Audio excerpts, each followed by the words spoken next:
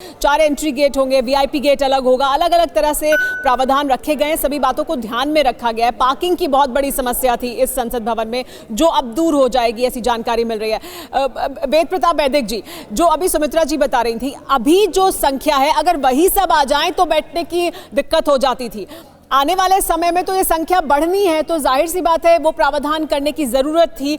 और क्या ये सबसे बेहतर समय है कि अब हम ये सोचें आगे की तरफ, भविष्य की ओर सोचें? और अगर हम न्यू इंडिया की बात करें तो उसमें एक न्यू संसद भवन की इमारत भी हो नई ज़रूरतों के लिए। नहीं, ये नया भवन जो बन रहा है बहुत अच्छी योजना है। मेरा निवेदन ये है कि भारत की जनसंख्या को देखते हुए भारत की संसद में दोनों सदनों में कम से कम, मेरी राय है ये, इससे कोई सहमत हो ये जरूरी नहीं है, लेकिन है कि कम से कम 1500 सदस्यों के बैठने की व्यवस्था होनी चाहिए। अभी करीब 1200 सवा 1200 सदस्यों के बैठने की व्यवस्था है, क्योंकि भारत इतना बड़ा देश है। दुनिया की सबसे बड़ी आबादी अगले 4-5 वर्षों में भारत में होने वाली है। हमारी तुलना के जो दूसरे देश हैं उनमें सांसदों की संख्या बहुत ज़्यादा है। मैं समझता हूं कि हमारे यहाँ भी शक्ति का विकेंद्रीकरण करने के लिए सांसदों की संख्या बढ़ानी पड़ेगी। इसलिए एक तो ये होना चाहिए कि बैठने की व्यवस्था थोड़ी और बढ़ानी चाहिए, जो हो सकती है, अभी बन रहे हैं, हो सकती है।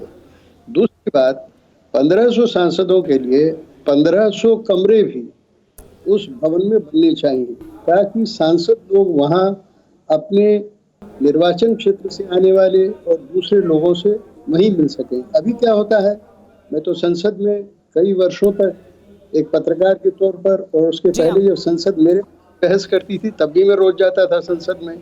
जब सांसदों से मिलना हो तो उनसे या तो कैंटीन में मिलते थे, या उनसे कहीं कॉरिडोर में मिलते थे, या कहीं चलते रास्ते बात करते थे। ऐसा नहीं होना चाहिए।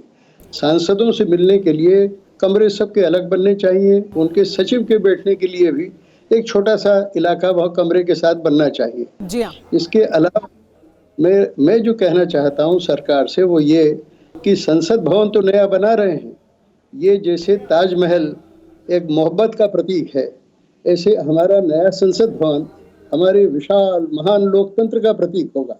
लेकिन हमारे लोकतंत्र को मजबूत बनाने के लिए हमारी चुनाव व्यवस्था में, हमारी संसदीय व्यवस्था में, संसद के नियमों और कानून कायदों में, कानून बनाने की प्रक्रिया में, इन सब में भी बड़े मूल परिवर्तनों की जरूरत है।